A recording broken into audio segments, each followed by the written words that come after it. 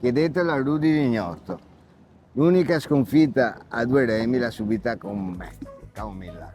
Ragazzi, siccome le cose vanno verificate, oggi sono qua con un ospite d'onore. Rudy, vieni qua un secondo. Ciao a tutti. E ora spiegami se è vero che Camomilla te ha battuto.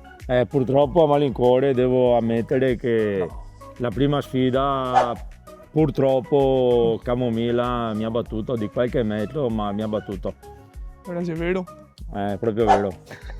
E grazie a questa sconfitta mia, Aspetta, c'è uno scoop questo. ma vittoria sua, questo è uno scoop, il Comune di Venezia gli ha dato l'onore di essere l'ultimo tedoforo il 22 gennaio in piazza San Marco, di trasportare la fiaccola olimpica, di accendere il braciere in piazza San Marco come feci io nel lontano 2004.